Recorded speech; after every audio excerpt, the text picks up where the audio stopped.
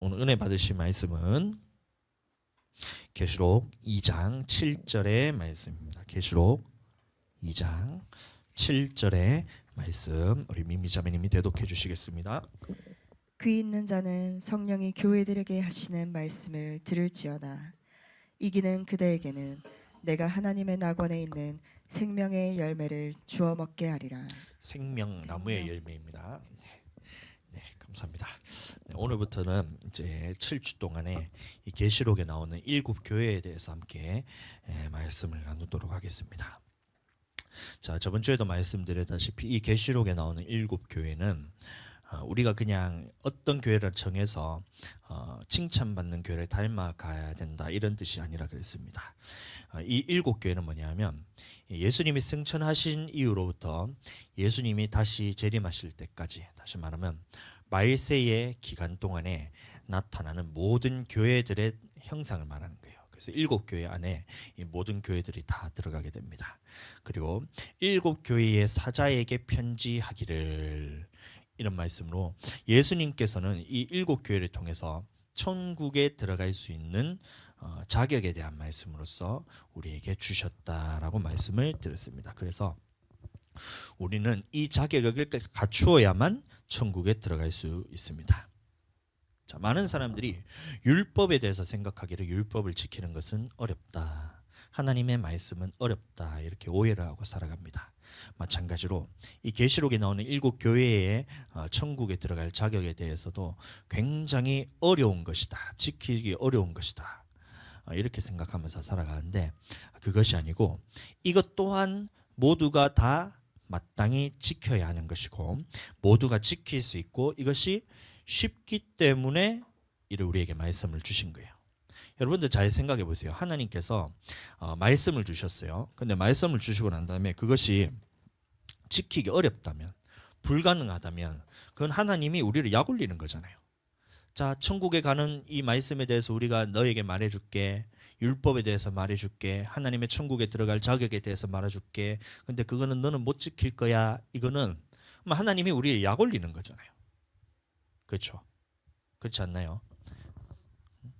나는 천국에 들어간 자격을 다 말했지만 너는 못 들어와, 메롱, 이런 거잖아요. 아닙니다. 하나님께서 우리에게 말씀하셨다는 것은 그것이 쉽기 때문이고 그것을 지킬 수 있기 때문이고 그것은 누구나 다 반드시 지켜야 하는 것이기 때문에 우리에게 말씀해 주신 거예요. 그러니까 여기서부터 말씀이 출발이 되어야 됩니다.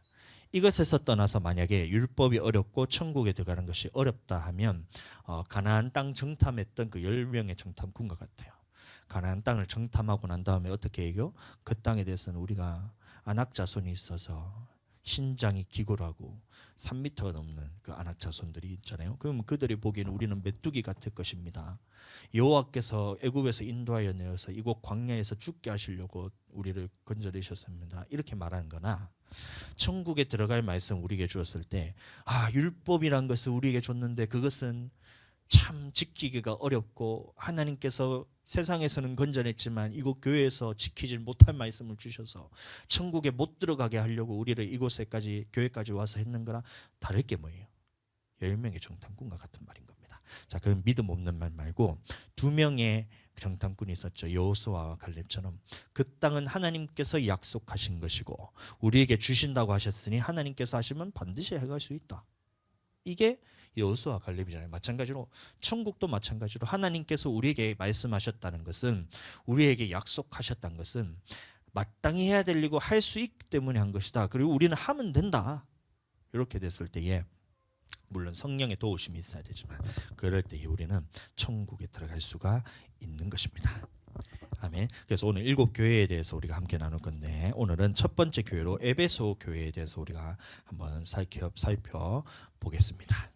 자, 먼저 에베소 교회에 편지를 하면서 이제 어떤 말씀을 하고 있냐면 계시록 2장 1절 말씀 보겠습니다. 에베소 교회 사자에게 편지하라. 오른손에 있는 7뼈를 붙잡고 7금 촛대 사이를 거니시는 이가 이르시되. 그 말씀 읽을 때 긴장하지 마세요. 긴장은 제가 할게요. 편안하게 하시면 됩니다. 자, 에베소 교회 있는 사자에게 편지하라 이렇게 되어 있는데 그 첫 번째로 이제 모든 교회에 나오는 이게 뭐라 그러죠? 틀은 다 똑같아요. 첫 번째는 어떤 말씀하냐면 어떤 교회에게 편지하라. 그다음에 예수님이 어떤 분이신가에 대해서 말씀을 합니다. 그다음에 교회에 나오는 이 천국에 들어갈 자격에 대해서 말하고, 그다음에 귀 있는 자는 교회 성령이 교회에 하실 말씀을 들을지어다. 그다음에 천국에 대한 약속. 이렇게 틀은 다 똑같습니다. 그래서 첫 번째 예수님이 어떤 분이신가에 대해서 말씀을 하고 있는데, 여기서 에베소 교회는 예수님이 어떤 분으로 나오고 있냐면 7별을 붙잡고 7금촛대 사이를 거니시는 이라고 말하고 있어요. 그래서 이 말씀은 저번 주에 제가 말씀을 나누었기 때문에 이제 간단하게 얘기를 하면, 7별이라는 것은 뭐냐면 전체 말세에 있는 교회에 있을 전체 주의 종들을 의미합니다. 주의 종들을 의미하고, 이 별을 붙잡고 있다는 말은 뭐냐면 예수님께서 이 담임 목회자들을 다 붙잡고 계시다는 거예요. 근데 왜 이 주의 종들을 붙잡고 계시냐면, 이 주의 종을 통해서 천국에 갈 말씀, 생명의 말씀이 선포되기 때문에 성도들은 누구의 말을 듣게 되냐면 이 주의 종들의 말들을 듣게 되는 겁니다. 자, 그래서 이 주의 종들의 말을 듣게 되면 성도들이 천국에 들어갈 자격들을 다 갖추기 때문에 예수님이 성도들을 붙잡고 있는 것과 똑같아요. 자, 그래서 7별을 붙잡고 있다 했고, 그 다음에 7금촛대라는 말은 뭐냐면 마찬가지로 교회가 7개냐 그것이 아니고, 예수님이 승천하신 이후로부터 재림하시기 그 기간까지 말세라고 그러는데, 이 말세 기간에 나타나는 모든 교회를 의미하는 겁니다. 그래서 이 모든 교회 사이를 예수님이 거니신다는 말은 뭐냐면 다스리고 계시다는 거예요. 자, 그런데 단 조건은 무엇이냐면 예수님을 주인으로 인정하고, 예수님을 그리스도로 인정하고, 예수님을 살아계신 하나님의 아들로서 인정하는 교회만 예수님께서 붙으시고 그 사이를 거느시고 계신다는 거예요. 주인으로 인정한다는 말은 뭐예요? 예수님의 주인으로 인정한다는 말은 우리는 백성으로서 예수님의 말에 순종하고 듣겠습니다. 이런 교회가 붙으신다는 거고, 그리스도라는 말은 뭐냐면 우리에게 구원자는 예수님 한 분밖에 없습니다. 이 주님께 붙들리는 것. 그다음에 하나님의 아들이라는 말은 뭐냐면 요한복음 20장에 보시면 표적을 의미하는 거예요. 그래서 하나님 앞에서 표적이 나타나는 교회를 하나님께서 붙들고 계시고 있다는 말씀입니다. 자, 또 선포하는 주의 종들은 예수님이 붙들고 계시는데, 이 말씀이 선포될 때 듣는 사람들은 누구라 그랬어요? 교회들이라 그랬습니다. 성도들이라 그랬어요. 저 또한 이 담임 목사로 있지만, 이 주의 종으로 있지만, 그러면 선포만 하느냐 그것이 아니고, 이 주의 종도 하나님의 말씀 앞에서는 듣는 성도로서 위치를 하는 것이 똑같습니다. 예수님 앞에서 말씀을 듣는 성도와 똑같습니다. 그래서 먼저 본을 보이고 하나님의 말씀을 듣고 먼저 순종을 할 때는 이것이 생명으로 나타나게 돼요. 잘 이해하셔야 됩니다. 이건 주의 종에 대해서 하는 말씀이라서 살짝만 들으셔도 되는데, 주의 종들이 어떻게 하냐면 말씀을 선포할 때 자기는 안 지키는데 성도들에게 강압하면서 선포하는 그런 경우가 있어요. 목사님도 인간이잖아요. 사람이니까 모든 말씀을 다 지키려고 노력하지만 부족하는 경우가 가끔씩 있습니다. 그럴 때는 어떻게 되냐면 이거를 이겨내야 돼요. 어떻게든 이 말씀에 순종하는 쪽으로 나아가고, 생각을 하나님과 딱 동의하고 아멘 할 때는 이 말씀이 생명으로 나가게 됩니다. 그런데 나는 순종하지도 않는데 성도들한테 강요하면 어떻게 되냐면 생명으로 나타나지 않아요. 목사가 기도합시다 하는데 목사님은 기도를 안 해. 그러면 성도들은 어떻게 될까요? 당연히 기도를 안 합니다. 왜냐하면 자기 안에 이게 위안이 되거든요. 목사님도 저렇게밖에 기도 안 하는데 내가 뭐하러 그렇게 더 기도해, 이런 마음이 생겨요. 그러니까 기도하라, 기도합시다 이 말 할 때는 목사님이 먼저 기도해야 돼요. 자, 마찬가지로 회개해야 됩니다. 우리 주님 앞에서 회개합시다. 말씀에 불순종한 것을 회개합시다. 이렇게 할 때 목사님이 회개가 안 되는 거예요. 여러분들, 회개도 내가 하고 싶다고 회개하는 게 아닙니다. 이 마음에 대해서 하나님이 딱 붙들고 계시고 하나님께서 회개할 마음이 부어지면 그게 회개가 돼요. 근데 회개하고 싶어도 회개가 안 돼요. 잘못은 알아요. 어떤 사람이 얘기하는 거예요. 내가 이제 말씀을 들어보면 내가 이것에 대해서 내가 깨달았다는 거예요. 이 말씀을 듣고 보니까 내가 이 죄인과 같은 모습을 내가 깨달았던 거예요. 그것을 회개라 생각합니다. 아닙니다. 회개는 뭐냐면 그 부분에서 말씀을 들었다면 성령께서 그거를 딱 붙잡아 가지고 통곡하면서 돌이키면서 이것을 다시 하지 않는 것이 회개예요. 듣고 내가 죄를 지었네요. 내가 죄인입니다. 이게 회개가 아니라니까요. 주의 성수에 대해서 예를 들어서 주의 성수 해야 되는데 내가 지금까지 주의 성수를 못했구나. 아이고 나는 죄인인가벼 통곡하면서 아이고 나는 죄인입니다 하고 돌아가잖아요. 그거는 회개가 아닙니다. 주님 내가 주의 성수 안 해서 주님 죄송합니다. 이게 회개가 아니라니까요. 성령께서 딱 붙으시면 이것 때문에 내가 지옥 갈 모습이 보여요. 여러분들 천국과 지옥에 대해서 우리가 알지 못하면 우리는 예수님이 필요 없습니다. 제가 처음에 예수님 믿었을 때에 마태복음 7장 20절 21절 말씀 보시면 나더러 주여 주여 하는 자마다 다 천국에 들어갈 것이 아니고 하늘에 계신 내 아버지의 뜻대로 행하는 자라야 들어가리라 이런 말씀이 있어요. 근데 이 말씀을 보는데 제가 그때는 동아리 활동을 하면서 이제 IBF 선교 동아리 활동을 하면서 사람들한테 다 물었어요. 아버지 뜻대로 행하는 자라야 천국 간다 그러는데 나는 지금 예수님 믿는데 나 지옥 가는 거냐? 천국 가는 거냐? 이런 물었어요. 근데 전부 다 뭐라냐면 천국 간다는 거예요. 예수님 믿었기 때문에 천국 간다는 거예요. 그러면 뜻대로 행하는 자라야 천국 간다는데 이 말씀은 뭐냐? 그거는 예수님을 믿기 전에 우리는 모두가 죄인이기 때문에 죄를 지을 수밖에 없는 상황에 대해서 얘기하는 거야. 그러니까 죄를 지어도 예수님은 믿으면 천국 가. 이를 가르치는 거예요. 근데 기도만 하면 내 안에 통곡이 나오면서 회개가 나오는 거예요. 지금까지 못 살았던 거. 그때는 제가 무엇에 지금 이제 힘들었냐면 아버지와 관계에 있어서 내가 죽일 놈인 걸 알겠는 거예요. 나는 아버지한테 핍박받으면서 살았고 조금 이제 좀 아버지한테 좀 강하게 저를 키우셨어요. 그래서 나는 핍박받으면서 사는 줄 알았는데 깨닫고 보니까 내가 아버지한테 했는 이런 꼬라지들을 보면 내가 진짜 죄인이고 내가 이거 때문에 천국 못 갈 것 같은 거예요. 부모님에 대해서 이제 공경만 있지 공경을 할 줄 모르는 이런 모습들을 깨달았어요. 근데 이게 회개가 안 나오는 거예요. 기도를 하는데 마음은 아픈데 이것을 고치고 싶은 마음이 안 생기는 거예요. 지금까지 내가 이렇게 살았는데 내가 아버지한테 당했던 이 모든 것들을 이게 마귀가 주는 거잖아요. 내 안에 가득 차 있으니까 돌이켜서 내가 용서하고 아버지에 대해서 공경해야 되겠다는 마음이 안 생기더라고요. 이게 회개의 상태가 아니라니까요. 깨달았는 것이 회개의 상태가 아니에요. 그런데 성령님이 나를 딱 붙드시고 내 마음을 장악하는 순간 이 더러운 것들이 다 빠져나갔어요. 내가 아버지한테 죽일 죄인이었고 용서를 해주는 사람이 아니고 오히려 용서를 구해야 되는 사람이 나구나. 이게 알아졌어요. 그래서 카톡으로 제가 그때는 문자였죠. 문자로 딱딱딱 보면 아버지 죄송합니다. 사랑합니다. 보냈더니만 미친놈이 이렇게 오더라고요. 답장이. 나는 그래서 어떤 생각이 드냐면 아버지께서 나를 축복해 주시는구나 이 생각이 들 정도로 그만큼 용서가 들었어요. 저는. 하나님께서 내 안에 딱 오시니까 또 이거를 완전히 새롭게 하여서 부모님을 공경하는 사람으로서 바뀌는 것이 뭐냐면 회개입니다. 회개. 그러니까 목사가 회개할 줄 알아야 성도들이 같이 회개를 하지 목사는 회개를 안 해요. 목사가 기도를 안 해요. 근데 성도들한테는 기도하라 그래요. 성도들한테는 회개하라 그래요. 그럼 성도들에게는 그것이 생명의 말씀으로 나가지 않습니다. 말씀이라서 듣기는 듣는데 이게 생명으로 나타나지 않아요.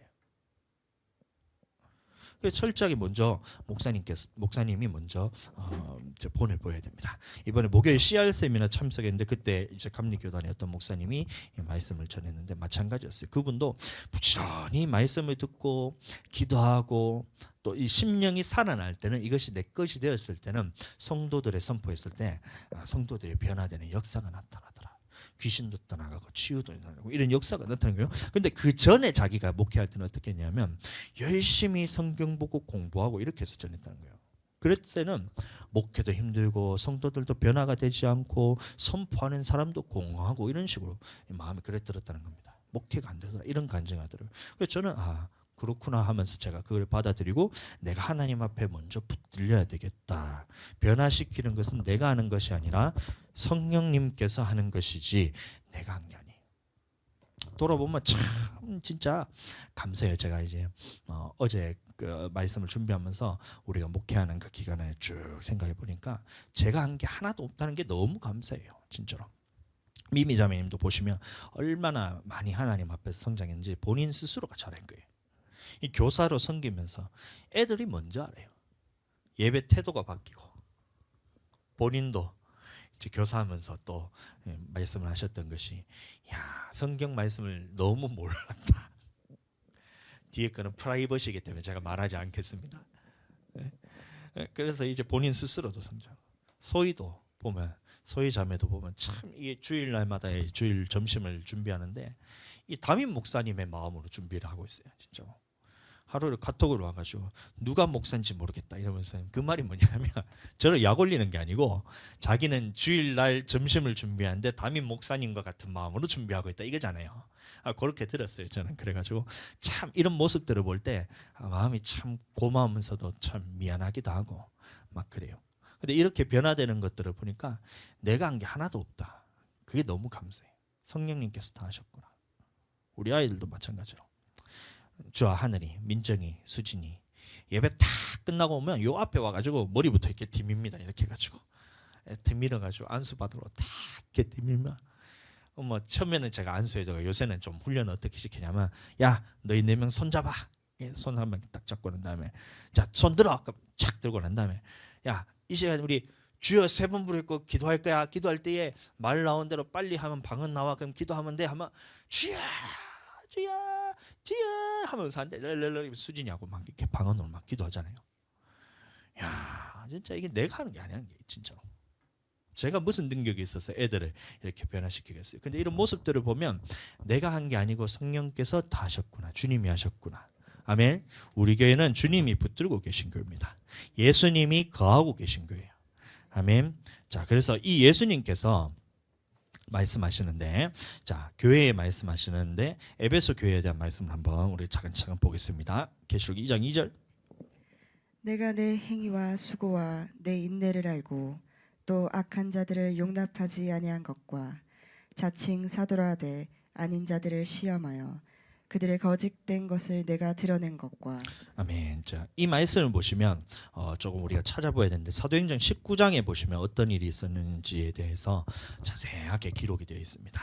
자, 먼저 처음에 에베소에 갔을 때에 바울이 누구를 만나냐면 아볼로의 제자들을 만나요.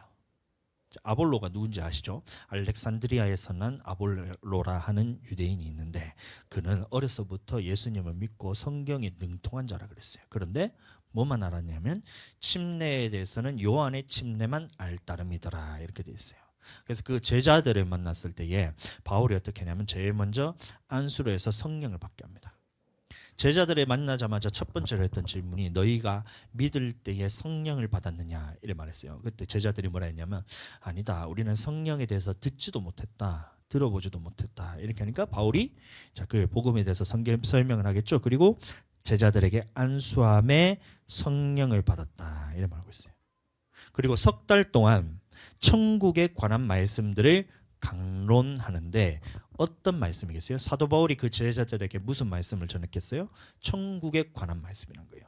그러니까 제가 지금까지 하는 말씀들과 똑같다는 거예요. 천국은 어떤 곳인지 앞으로 우리가 다루게 될 것이지만 누가 들어가게 될 것인지 그리고 지금 제가 여러분들과 하는 말씀과 똑같은 말씀은 그대로 전한 거예요. 천국에 대한 자격 이런 것들 마태복음을 통해서 우리가 천국은 누가 들어가는지 이거에 대해서 다 말했고 그 다음에 죽어서 끝이 아니고 죽은 후에는 우리가 부활의 몸을 입고 천국에 들어가서 영원토록 살게 될 것인데 천국은 어떤 곳인지 예루살렘이 있고 새 예루살렘이 있고 성벽이 있고 벽옥 같은 보석과 같은 유리바다가 있고 그 다음에 생명나무와 그 생명수로부터 생명수가 성전의 그 하나님의 보좌로부터 나오는데 그 강 좌우에는 생명나무가 있고 이런 천국에 대해서 자세하게 가르쳤다는 겁니다.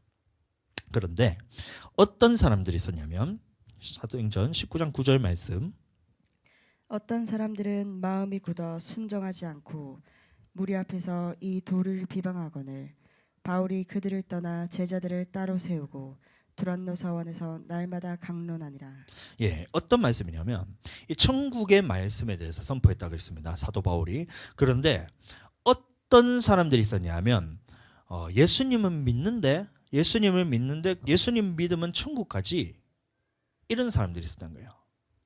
천국에는 어떤 사람이 들어갑니다. 그러니까 우리는 천국에 들어갈 자격을 갖춥시다. 순종하고 회개합시다. 사도 바울이 이렇게 선포하는 거예요. 근데 이 말을 듣고 어떤 사람들이 있었냐면 마음이 굳어서 순종하지 않고 천국에 들어갈 자격에 대해서 말하는 사람들을 비방하는 사람들이 있었다는 겁니다. 잠시 후에 다루게 니골라당의 교훈이라는 게 있는데 뭐냐면 죄를 지어도 육신 죄를 짓는 거기 때문에 영은 천국에 간다 이러면서 죄와는 상관없이 천국 가기 때문에 자기들이 삶에 있어서는 말씀에 순종하지 않고 비방하면서 자기 멋대로 사는 사람들이 있었다는 겁니다. 자, 그래서 어떻게 했냐면 사도 바울은 제자들을 양육하기 시작해요. 양육을 하는데 어떤 양육이었을까요? 사도행전 20장 첫날부터 지금까지 내가 항상 여러분 가운데서 어떻게 행하였는지를 여러분들도 아는 바니 유대인과 헬라인들에게 하나님께 대한 회개와 우리 주 예수 그리스도께 대한 믿음을 증언한 것이라. 네, 그래서 사도 바울이 제자들을 세워서 양육을 하는데 어떤 말씀으로 양육했냐면 하나님의 나라에 들어가기 위해서는 하나님께 대한 회개가 있어야 된다. 다시 말하면 불순종했던 것에 대해서 너희가 돌이켜야 된다. 그냥 깨닫고 그렇게 해서 끝나는 것이 아니고 심령이 완전히 변화가 되어서 이 과거에 있었던 이 죄들에 대해서는 더럽게 느껴질 만큼, 싫어질 만큼 돌이켜서 회개하는 것이 필요하다. 그리고 우리 주 예수 그리스도께 대한 믿음이라 말하는데 이것도 마찬가지로 예수님이 어떤 분으로 오셨냐? 말씀으로 오셨기 때문에 말씀에 순종하는 믿음을 가르쳤다는 겁니다. 한번 생각해 보세요. 예수님 믿으면 천국 간다, 이게 복음이라 사람들이 생각하잖아요. 그럼 3년 반 동안 예수님은 천국 간다 이것만 가르칠 필요가 없잖아요. 한 번만 전하면 되잖아요.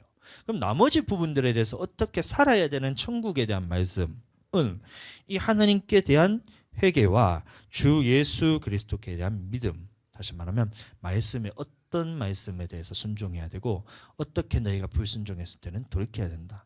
회개와 순종에 대해서 가르쳤던 겁니다. 이를 3년 동안이나 가르쳤다 했어요. 사도행전 20장. 그러므로 여러분이 일깨어 내가 3년이나 밤낮 쉬지 않고 눈물로 각 사람을 훈계하던 것을 기억하라. 예, 에베소 교회에서는 이런 수고와 인내가 있었다는 겁니다. 아멘. 3년 밤낮을 쉬지 않고 눈물로써 각 사람을 가르쳤다라고 말하고 있어요. 이것을 보고 계시록에서는 아까 말했던 것처럼 내 행위와 내 수고와 내 인내를 알고라고 말하고 있는 겁니다. 자, 그렇다면 우리 교회도 나도 어떤 사람이 되어야 되냐면 이런 눈물이 있어야 됩니다. 이런 수고가 있어야 되고 이런 인내가 있어야 된다는 거예요. 우리가 회개하지 못하는 것에 대한 눈물이 있어야 돼요. 순종하지 못하는 것들에 대한 이 안타까움의 눈물이 있어야 돼요. 인내가 있어야 돼요. 믿음이 없음에 대한 애통한 마음이 있어야 돼요. 이런 것들이 있어야지 우리는 천국에 들어갈 수 있다는 겁니다. 아멘. 예, 이게 천국에 들어갈 자격이에요. 우리 많이 울어야 됩니다. 뭐 때문에 울어야 되냐면 말씀에 불순종하는데 이게 연약해서 불순종하는데 연약해서 넘어지는 것 때문에 우는 게 아니고 내 영혼이 하나님 앞에 들어가지 못한다는 거예요. 이게.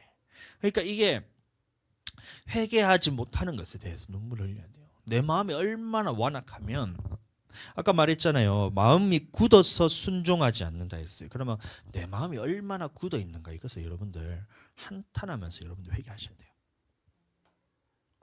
제가 이 기도회를 교회 연합 기도회 목요일날 하는 거에 그때 참석하면서 정말 감사했던 게 뭐냐면 회개가 회복이 되는 거예요. 회개가 회복이 돼요. 얼마나 우는지 기도하는데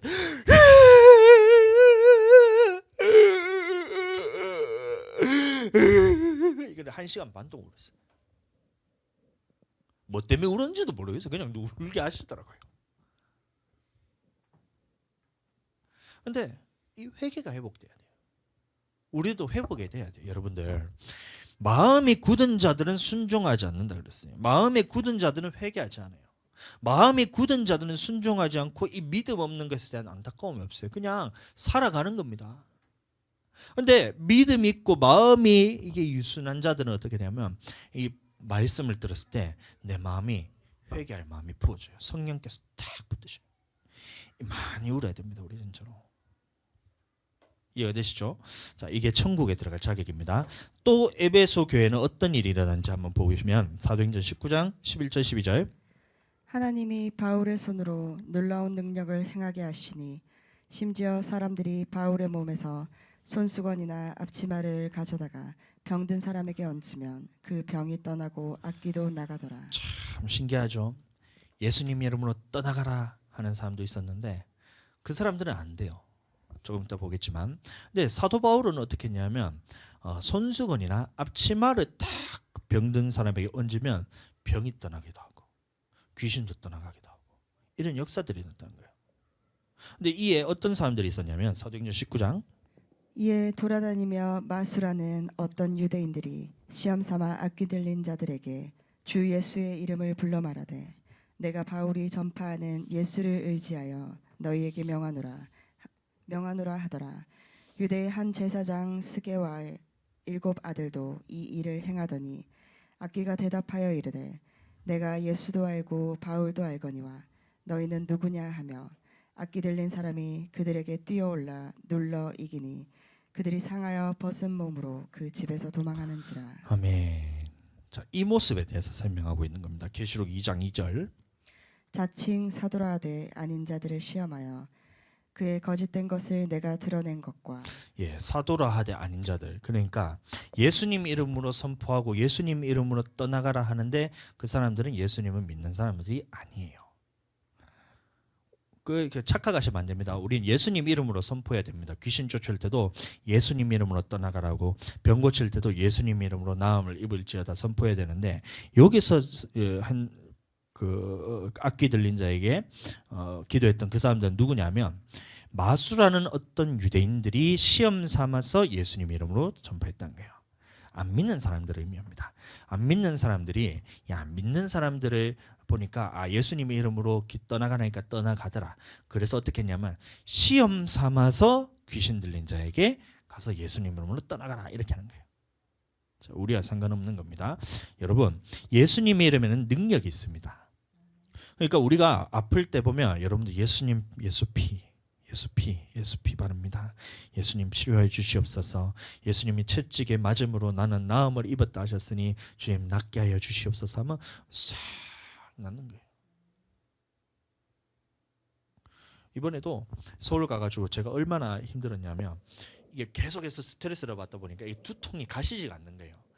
한번 생각해 보세요. 8시간 동안 운전하고 갔는데 뒤에서 사이렌 소리처럼 야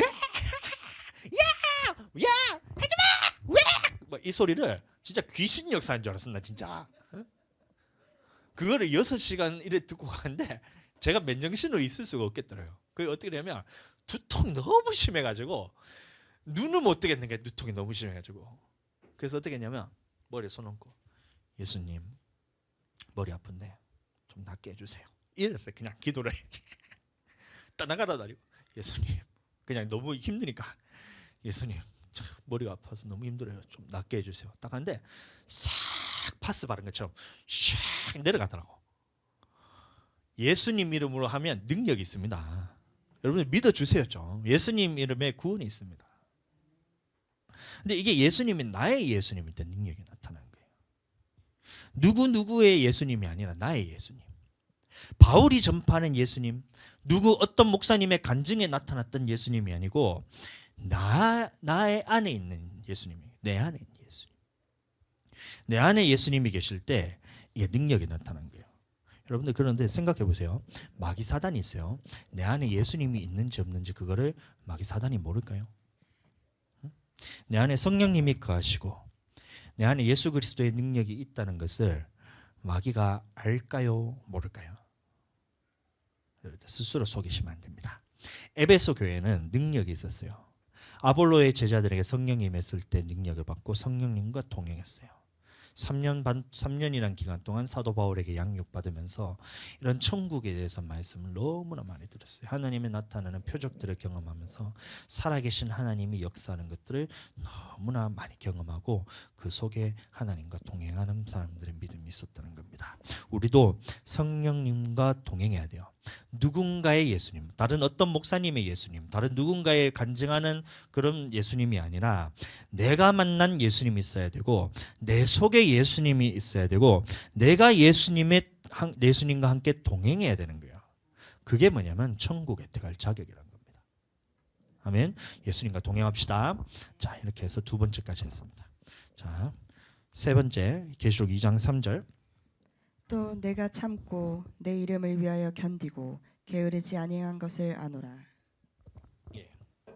아까도 말했다시피 3년 동안 바울이 에베소에서 가르치는 동안 유대인들이 어떻게 하냐면 계속해서 바울을 모함합니다. 어려움에 처하게 하고 에베소를 떠나면 또 그곳에 따라가가지고 사도 바울을 괴롭히고 마게도냐 갈 때도 또 마게도냐에서 딴 데로 아가야로 갈 때도 거기 가서 따라가서 또 괴롭히고 에베소 가면 에베소, 뭐 마게도냐 가면 마게도냐, 아가야로 가면 아가야, 예루살렘으로 가면 예루살렘까지도 쫓아가서 괴롭히고 이래요. 근데 사도 바울은 어떻게 했냐면 견디고 참으면서 끝까지 에베소 교회의 제자들을 가르칩니다. 우리 교회도 부지런히 가르쳐야 됩니다. 여러분들 담임 목사님이 부지런히 양육해야 되고 성도들은 어떻게 해야 되냐면 부지런히 양육을 받으셔야 돼요. 응? 유대인들은 누구냐면 오늘날 믿는 자들을 의미하는데 이 유대인들의 특징이 어땠냐면 자신들은 이미 하나님의 택하신 백성으로서 구원받았기 때문에 말씀대로 살지 않아도 된다라고 미혹하는 거예요. 그러니까 어떻게 해요? 말씀에 순종하는 자들을 공격하고 핍박하고 비난하고 모함하고 이렇게 하는 거예요. 제사, 여러분들 곧 있으면 추석이에요. 추석 언제지? 9월 말 날짜 모르세요? 하여튼 9월 말에 추석입니다. 그때 여러분들 우리나라에서 명절이지만 사람들을 만나고 친척들을 만나는 명절이지만 이게 뭐냐면 여러분들 영적인 눈으로 싹 보면 전국이 귀신에게 제사 드린 날이에요. 그럴 때 제사 드린 사람이 있는데 사도 바울은 어떻게 하냐면 귀신과 함께 교제하는 자가 되기를 원하지 않는다고 했어요. 다시 말하면 하지 말라는 겁니다. 우리가 먹는 것 때문에 더러워지느냐? 아니에요.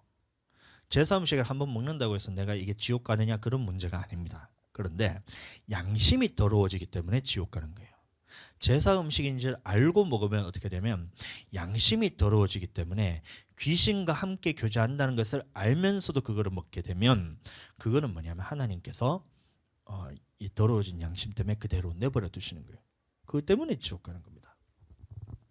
그런데 어떤 사람들이 있었냐면 죄 짓는 것, 자기는 구원을 받았기 때문에 유대인이기 때문에 하나님의 택하심 받은 것처럼 예수님을 믿어서 나는 택함 받은 자녀이기 때문에 믿었기 때문에 구원은 받았기 때문에 제사 음식 먹어도 천국 간다는 거예요.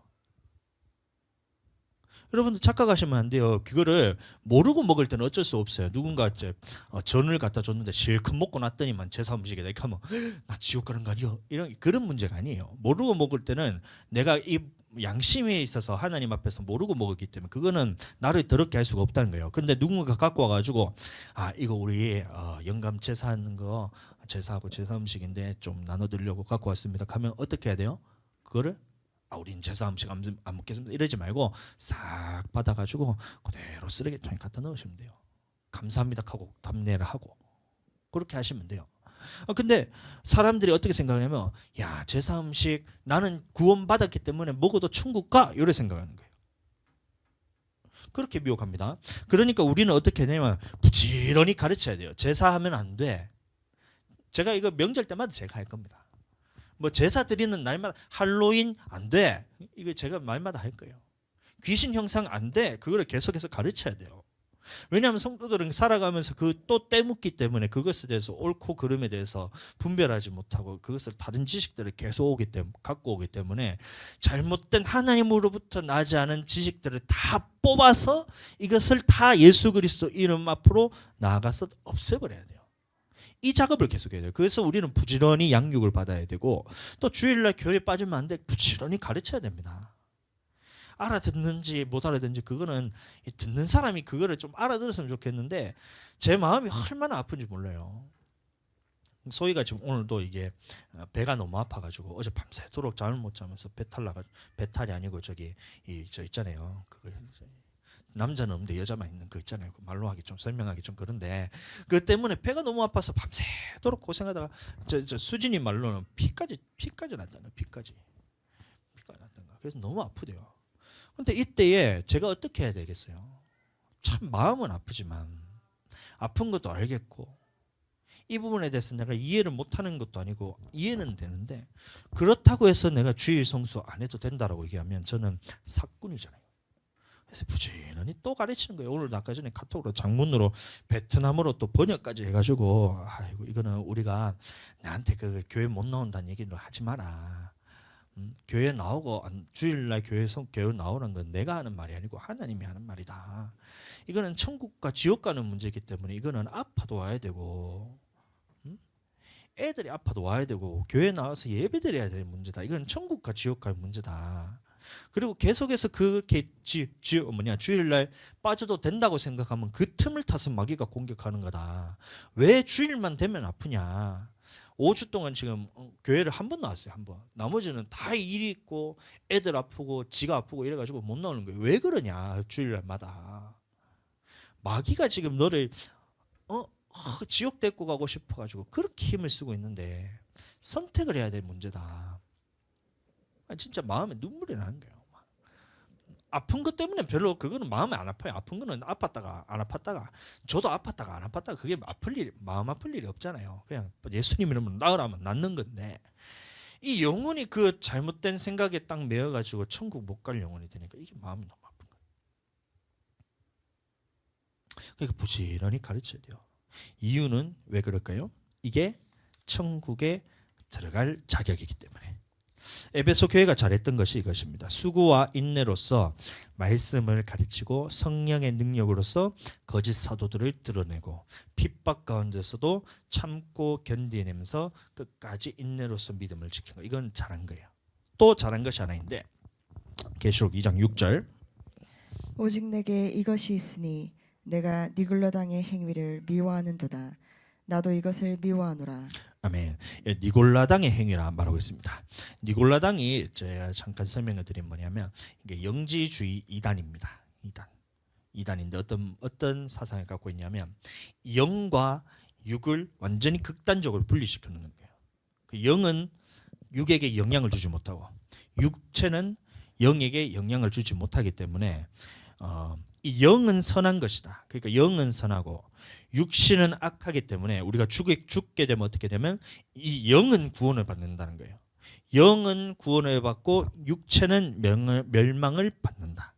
자, 그러니까 뭐 거기까지는 뭐 괜찮은데 그 다음에 어떻게 되냐면 육신으로는 아무리 선한 일을 해도 구원받을 수 없고 영에게는 영향을 줄 수 없다는 거예요.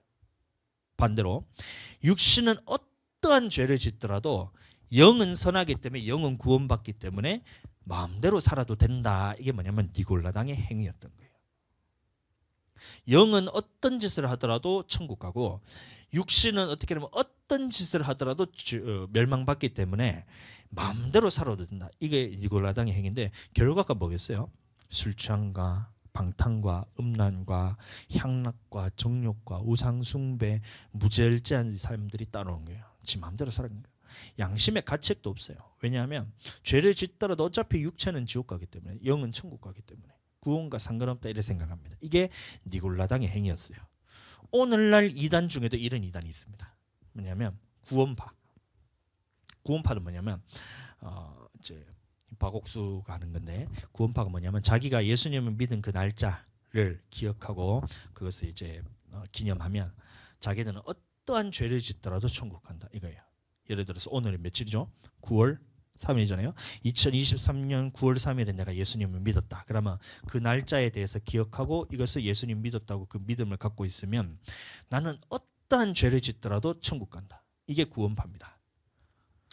예수님을 믿는 것은 과거에 있었던 모든 죄에 대해서 내가 용서받았고 현재 있는 모든 짓고 있는 죄도 용서받았고 앞으로 짓게 될 죄까지도 다 용서를 받았기 때문에 나는 어떠한 짓을 하더라도 구원받는다. 이게 뭐냐면 구원파입니다. 이 세월호 그 사건 때 여러분들 그 선장이 구원파잖아요. 알고 계셨어요? 예, 구원파 그 선장이 구원파입니다. 근데 얘네들 교단 이름이 뭐냐면 대한예수교 침례입니다. 대한예수교 침례. 그러니까 사람들이 침례 교단하면 쟤네 이단 아닌가 이런데 그게 아니고 우리는 기독교 한국 침례입니다. 대한예수교 침례가 아닙니다. 대한예수교 침례는 이단, 기독교 한국 침례에는 이거는 정통교단입니다. 전혀 다른 단체입니다. 그런데 중요한 것은 그게 아니고 이런 사상들이 정통교단 안에도 다 스며 있어요. 대표적인 말이 뭐냐면 한 번 구원은 영원한 구원. 들어보셨어요? 안 들어보셨어요? 칼빈주의 그다음에 장로 교단에 가면 칼빈주의를 거의 맹신하다시피 하는 교단이 있어요. 그래서 어떻게 얘기하냐면 우리가 예수님 믿으면 한 번 구원받았으면 이건 구원은 절대 뺏기지 않는다. 이렇게 전합니다. 예를 들어서 아기 때 예수님을 믿었어요. 그런데 이 사람이 중학교, 고등학교를 가면서 교회를 떠났어요. 그런데 그렇다 하더라도 하나님께서는 얘는 예수님 믿었기 때문에 나중에 어떻게 뭐 하나님께서 기적과 같은 역사를 하셔가지고 반드시 예수님을 믿는 사람으로 돌아온다. 이렇게 생각하는 거예요. 전도 안 해도 되고 기도 안 해도 되고 말씀 순종 안 해도 되고 그냥 얘는 하나님께서 택했기 때문에 무조건 구원을 일단 받았다라고 이렇게 생각합니다. 그러니까 지금 우리 대형 이게 죽김에 있는 저기 있는 그 큰 교회 있잖아요. 중교회 그런 데 가면 사람들이 하는 거예요. 하는 거예요. 하는 거예요. 왜 그러겠어요? 자기는 구원받았다 생각하기 때문에 그런 거예요. 아닙니다. 여러분들 이게 니골라당의 행위랑 똑같은 거예요. 자기는 어떠한 짓을 하도 구원은 받았기 때문에 무슨 짓을 하더라도 천국 간다. 이게 니골라당의 행위랑 똑같은 거예요. 구원파 똑같은 겁니다. 그리고 정통교단 안에서도 나는 구원을 받았기 때문에 이 영혼 구원은 뺏기지 않는다라고 생각하는 그 자체가 이 니골라당의 행위랑 똑같은 거예요. 이게 우리나라 그 기독교 안에서 독버섯처럼 쫙 퍼져 있어요. 대화가 안 됩니다. 말씀에 순종해야 천국 간다 하면 그 사람들은 우리를 공격합니다. 율법 주인이 이게 무슨 사람의 능력, 사람의 힘으로서 천국 가는 거니 이렇게 언제 내 힘으로 간다고 했어요. 말씀에 순종하는 게 어떻게 내 힘이에요. 성령께서 도와주시고 하나님께서 붙드시는 그 힘으로 살아가는 거지. 맞잖아요. 그렇게 생각해야 되는데 자기는 천국 가는 것은 예수님 믿는 것으로만 천국 간다 이러면서 얼마나 이게 불순종하는지 몰라요. 여러분들. 그것이 당연하다고 생각해요. 말씀을 지키지 않는 것을 당연하다 생각해요. 사람은 죄인이기 때문에 어쩔 수 없이 죄를 짓는다고 생각해요. 그래서 기독교 안에도 지금 많이 퍼져 있어요. 그런 것들 여러분들 동의하시면 안 됩니다. 마태복음 7장 20절, 21절. 나더러 주여 주여 하는 자마다 다 천국에 들어갈 것이 아니요 다만 하늘에 계신 내 아버지의 뜻대로 행하는 자라야 들어가리라. 아멘. 그래서 이 말씀 보세요. 이 말씀만 봐도 우리는 나더러 주여 주여 하는 자마다 다 천국에 들어갈 것이 아니라잖아요. 그럼 주여는 누가요? 믿는 자들이 주여잖아요. 믿는 자라고 다 천국에 들어갈 것이 아니고 다만 하늘에 계신 내 아버지의 뜻대로 행하는 자라야 들어간다 하잖아요. 근데 그런 사람들은 어떻게 하냐면 이 말씀은 하나님이 그냥 우리를 경계하기 위해서 겁주기 위해서 너무 이런 말씀도 없으면 그냥 네 맘대로 너무 살기 때문에 겁주기 위해서 하는 거다. 이걸 경계하기 위해서 하는 말씀이다. 구원과는 상관없다 이렇게 생각합니다. 이게 뭐냐면 니골라당의 교훈입니다. 우리 교회는 이런 니골라당의 교훈을 인정하지 않아요. 우리가 땅에 살아가는 동안 우리는 반드시 하나님의 말씀에 순종해야 됩니다. 그리고 우리는 반드시 하나님의 말씀에 불순종할 때는 회개해서 돌이킴으로써 천국에 들어가는 겁니다. 이게 뭐냐면 니골라당의 행위를 미워하는 거예요. 우리 교회는 니골라당의 행위를 미워합니다. 왜 그럴까요? 이게 천국에 들어갈 자격이기 때문에. 아멘. 그렇게 되기를 축복합니다. 자, 그런데 에베소 교회에 하나 책망할 것이 있다라고 말하고 있어요. 계시록 2장 4절. 그러나 너를 책망할 것이 있나니 너의 처음 사랑을 버렸느니라. 아멘. 처음 사랑을 버려버렸다는 겁니다. 자, 처음 사랑이란 것은 저번 주에도 함께 나누었지만 우리가 예수님을 처음 만났을 때를 의미합니다. 그래서 예수님을 나의 주인으로 모셨을 때, 예수님을 나의 구원자로 받아들였을 때, 예수님을 나의 하나님의 아들로서 이 마음에 모셨던 그 상태를 의미하는 거예요. 그때는 어떻게 돼요? 하나님으로부터 사랑도 부어지고 자원하는 심령도 생기고 마음에 사랑이 자꾸 부어집니다. 그 다음에 교회도 사랑하고 주의 종도 사랑하게 되는 거예요. 그래서 이게 처음 사랑이란 거예요. 그런데 처음 사랑을 버렸다는 말은 뭐냐면 이 예수님을 이제 더 이상 주인으로 인정하지 않는다는 말이에요. 그 다음에 예수님을 구원자로 인정하지 않는다는 말입니다. 그리고 예수님을 살아계신 하나님의 아들로 인정하지 않는다. 인정하지 않는다 하지만 그게 인정이 안 되는 거예요. 예수님이 주인이라고 인정하기 싫은 거고 예수님이 구원자로 믿어지지 않는다는 겁니다. 그리고 예수님이 하나님의 아들, 살아계신 하나님의 아들로서 인정이 안 된다는 거예요. 그래서 이런 자들이 촛대를 그 자리에서 옮긴다는데 교회는 떠나가지가 않습니다. 그 교회가 그대로 있고 김해도 그대로 있잖아요. 교회들이 다 그대로 있잖아요. 문 닫는 교회도 있긴 하지만 교회가 떠나가진 않아요. 그러면 어떤 말이냐면 예수님이 그 교회에 더 이상 함께하지 않는다는 말이에요. 그래서 어디서 떨어진 것을 생각하고 회개하여서 처음 행위를 가져라 이렇게 말하고 있어요. 자, 그러니까 많은 사람들이 이 말씀을 생각하고 처음 사랑을 버렸다. 그러니까 이 뜨거웠던 예수님의 사랑하는 그 감정만 생각하는 거예요. 이게 아닙니다. 뜨거웠던 감정이 처음 사랑이 아니고 처음 사랑이란 것은 뭐냐면 예수님이 주인, 예수님이 구원자, 예수님이 살아계신 하나님의 아들로서 내가 받아들였을 때 그때 상태를 의미하는 거예요.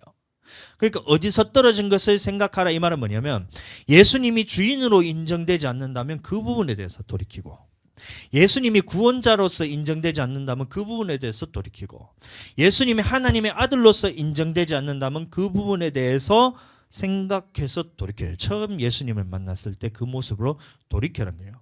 이게 뭐냐면 천국에 들어갈 자격이라고 했어요. 우리 성도님들은 너무 잘하고 계세요. 밥할 때도 담임 목사님 마음으로 밥하고 있고 이게 다 주의 종을 사랑하는 거잖아요. 사랑한다는 말이잖아요. 설거지 할 때도 보면 이 자원하는 마음으로서 헌신함으로써 이게 원래는 제가 다 해야 되는데 이 목사님의 마음으로서 이게 설거지하잖아요. 그러니까 뽀독뽀독해서 기름때 하나 없이 깨끗하게 하잖아요. 그거 일처럼 하는 사람들 어떻게 하면 이거 좀막 비누기 막 해가지고 후식 대충 이걸 탁 던져놓고 이렇게 하는 거예요. 근데 우리 설거지하는 모습을 제가 딱 보잖아요. 접시로 이렇게 차곡차곡 얼마나 예쁘게 쌓아놓는지 그 좁아 터진 데다 그거 얼마나 예쁘게 쌓아놓는지 몰라요. 그게 뭐냐면 이 자원하는 마음으로서 하나님이 주시는 그 마음으로서 했다는 거예요. 여러분들 이 교사할 때도 마찬가지로 이제 교회 봉사할 때도 마찬가지로 어제도 스티커 붙일 때 저는 이 전도할 때 보면 우리 교회 이 얼굴이잖아요. 그래서 아무 때나 붙이는 거를 진짜 극혐합니다. 극혐.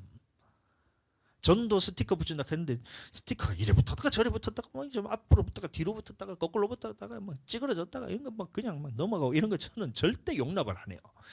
쫙 누가 봐도 이게 하나가 붙인 거죠. 한 사람이 붙인 거. 착착착착착 해서 딱 봤을 때 이 지폐처럼 이렇게 쭉 해가지고 막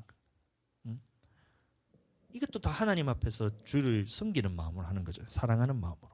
그렇게 해야지. 진짜 교회에서 저 옛날에 뭐 어떤 전도 같은 걸 스티커를 붙이착하면 다 내가 떼서 다시 다 붙이고 싶어.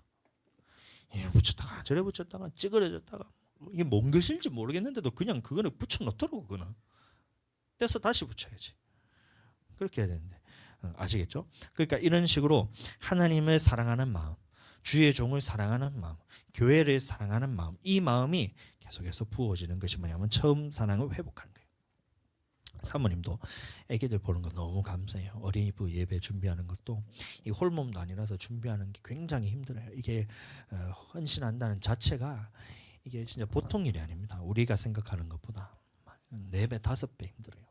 그럼에도 저렇게 묵묵하게 이렇게 하는 것이 이 주를 사랑하는 마음으로 하는 거죠. 교회를 사랑하는 마음으로. 골리앗 오늘 저 어린이부 예배 때 골리앗 이거 딱 얘가 박스 딱 던지면 박스 쓰러뜨리는 그것도 하는데 맨날 며칠을 그 박스를 준비하더라고요. 그냥 주일날 토요일 와가지고 말씀 한번 보고 뽑아가지고 주일날 그냥 턱 정하면 되는데 그게 아니잖아요. 이게 다 헌신한다는 거예요. 이게 정말 담임 목사로서 너무 감사하고 이제 행복한 거예요. 저는 예수님이 다시 오실 때까지 그렇게 처음 사랑을 잃지 마시고 그렇게 끝까지 이제 계속 되기를 예수님 이름으로 축복합니다. 자, 그래서 2장 7절 말씀 보겠습니다. 귀 있는 자는 성령이 교회들에게 하시는 말씀을 들을지어다. 이기는 그에게는 내가 하나님의 낙원에 있는 생명나무의 열매를 주어 먹게 하리라. 네, 이기는 그 여러분들 이거 한번 잘 기억해 보세요. 자, 7주 동안 계속 무슨 말씀이 나오냐면 이기는 그에게는 이런 말씀이 나와요. 이기는 그. 자, 이게 7교회에 대한 말씀이 끝나고 제가 천년 왕국이 끝난 후에 반드시 마귀가 옥에서 놓여서 싸움이 있다 말씀드렸죠. 그 말씀과 연결이 됩니다. 어떤 싸움이 일어나게 되느냐, 이기는 그의 그 싸움은 무엇이냐, 이거에 대해서 제가 나중에 다시 말씀드리도록 하고, 자, 오늘은 이제 이기는 그에게 약속된 것이 무엇인지 한번 보겠습니다. 이제 보시면 하나님의 낙원이라는 말이 나와요. 여러분들, 하나님의 낙원, 이것은 우리가 생각하는 낙원, 셋째 하늘 낙원, 그것이 아닙니다. 낙원과 하나님의 낙원은 다른 뜻으로 쓰였어요. 자, 이해하셔야 됩니다. 우리가 죽으면 다 어디 가게 돼요? 바로 천국에 가는 것이 아니라 낙원에 있게 됩니다. 낙원에 있다가 천년왕국이 지난 후에 백보자 심판 후에 우리는 부활의 몸을 입고 천국에 들어가게 돼요. 천국과 낙원은 다른데, 자, 보시면 이 하나님의 낙원이라는 말이 있는데, 이 하나님의 낙원에 무엇이 있냐면 생명나무가 있어요. 이것을 이해하기 위해서는 우리는 천국의 모습에 대해서 이제 알아야 되는데, 이거는 나중에 제가 또 다루도록 하고, 생명나무는 어디에 있냐면 천국에 있는 거예요. 천국에만 있습니다. 계시록 22장. 또 그가 수정같이 맑은 생명수의 강을 내게 보이니 하나님과 및 어린 양의 보좌로부터 나와서 길 가운데로 흐르더라. 강 좌우에 생명나무가 있어 12가지 열매를 맺되 달마다 그 열매를 맺고. 예, 그래서 생명나무가 어디 있냐면 하나님과 및 어린 양의 보좌로부터 나오는 그 생명수 강가 좌우에 생명나무들이 있습니다. 다시 말하면 생명나무는 어디에 있냐면 천국에 있어요. 천국에 있어요. 근데 오늘 말씀을 보시면 하나님의 낙원에 있는 생명나무를 주워 먹게 한다라고 말하고 있죠. 자, 그러면 우리 이것에서 우리가 말씀을 보아야 되는데, 낙원과 하나님의 낙원은 다른 곳입니다. 낙원은 말 그대로 이제 셋째 하늘, 우리가 죽어서 잠시 동안 머물게 될 낙원에 들어가게 되는데, 하나님의 낙원이라는 말은 뭐냐면 이 천국도 어떤 한 공간이라 그랬어요. 성도 있고 천국 성 예루살렘 성 바깥에도 있고 생명나무가 흐르는 그 어떤 동산 같은 것도 있고, 낙원이라는 말하지만 어떻게 생각하면 하나님의 정원 이렇게 생각하셔야 돼요. 하나님이 가꾸시고 있는 정원과 같은 그 낙원이란 것이 천국에 있다, 이렇게 생각하셔야 돼요. 이해가 되시죠? 낙원과 하나님의 낙원이란 말은 다른 말로 쓰였다, 이렇게 생각하셔야 됩니다. 자, 이거를 보고 하나님의 낙원이라니까 야, 낙원에 들어가도 생명나무가 있구나, 이렇게 생각하시면 여러분들 안 되십니다. 낙원에 생명나무가 있는 것이 아니고 생명나무는 어디에 있냐면 천국에만 있다. 근데 그것을 하나님의 낙원이라 표현한 것은 뭐냐면 천국에도 이런 동산과 같은, 에덴 동산과 같은 그런 사람들이 살기 좋은 강도 흐르고 나무들도 있고 이런 동산과 같은 모습이 있구나. 그것을 하나님의 낙원이라 말하고 있구나라고 이렇게 생각하셔야 돼요. 이해가 되시죠? 이해되시죠? 자, 그래서 이기는 그에게 주신 약속이 뭐냐면 생명나무의 과실을 주워 먹게 한다라고 말하고 있어요. 자, 그러니까 이기는 그에게는 천국에 들어가게 해주겠다라고 말하고 있는 겁니다. 자, 그럼 짐은 어떻게 될까요? 못 먹습니다. 여러분들, 저는 굉장히 잘 먹는 편입니다. 보통 잘 먹는 게 아니고 저는 몰랐는데 남들하고 비교를 해보니까 제가 너무 잘 먹더라고요. 삼계탕 2그릇 먹어도 배가 안 불러요. 저는. 목사님들은 이제 나이 드셔가지고 한 그릇도 다 못 드셔가지고 남기고 이러시는데, 저는 싹 닦은 거 먹고 국물까지 싹 비우고 난 다음에 더 받아서 더 먹고 싶은데 시간이 없어서 못 먹고 이렇게. 그런 사람입니다. 많이 먹고 맛있게 먹고 잘 먹고 남기지 않고 먹고 이렇습니다. 그런데 저는 이 땅에 있는 음식들은 크게 별로 먹고 싶은 건 없어요. 그냥 있으니까 먹고 맛있으니까 먹고 주니까 먹고 이렇게 하는 거지 찾아서 먹고 이런 건 잘 없어요. 가끔씩 스트레스 너무 받을 때 똥집 한번 먹고 너무 힘들 때 뼈다구 해장국 한번 먹고 뼈다구 해장국이 저한테는 소울푸드입니다. 뭐 그 욕심도 없어요. 케이크 뭐 어디 맛집이다 이런 거 별 찾아다니고 싶지도 않고 그 맛이 그 맛이니까. 그래서 그런데 꼭 먹고 싶은 음식이 뭐냐면 생명나무 열매입니다. 여러분들 이건 비유가 아니에요. 실제로 아담과 하와가 에덴 동산에서 먹었던 실제 생명나무란 과일입니다. 생명나무라는 그 과일이 있다는 거예요. 그리고 이것은 실제로 영생을 주는 과일입니다. 이것을 비유나 신화로 생각하시면 안 돼요. 이야기로 생각하시면 안 되고 반드시 우리가 먹어야 될 음식이라 생각하셔야 돼요. 여러분들도 같이 먹게 되기를 축복합니다. 천국 가서 같이 먹어요. 이렇게 우리 성도들 다 모아놓고 그 동선 앞에 앉아가지고 돗자리 펴놓고 그때 제가 잘 깎아드릴게요. 제가 천국 생명나무 열매 깎아드릴 테니까 여러분들 같이 나눠 먹게 되기를 축복합니다. 아멘. 오늘은 에베소 교회에 대해서 나누었습니다. 은혜가 되시나요? 이게 두려움과 떨림으로 받으시면 안 됩니다. 제가 처음에도 말씀드렸다시피 이 말씀 우리에게 주신 이유는 뭐냐면 야, 너 천국 갈 자격 안 돼. 이 말하고 싶어서 하는 것이 아니고 이 말에 두렵고 떨림이 아닌 내가 천국 갈 자격을 하나님께서 내게 알려주신 이유는 하나님께서 지금 나와 천국에서 함께 살고 싶어 하시는구나. 하나님이 나와 함께 하고 싶으신 거구나. 감사하다. 이렇게 생각하셔야 돼요. 그래서 나는 반드시 자격을 갖추어서 예수님과 함께 해야 되겠다. 이 마음을 가지게 하기 위해서 제가 말씀을 선포한 겁니다. 아시겠죠? 그러니까 소망하시면서 우리 그렇게 천국에 함께 들어가서 생명나무의 열매를 같이 깎아 드시게 되기를 예수님 이름으로 축복합니다.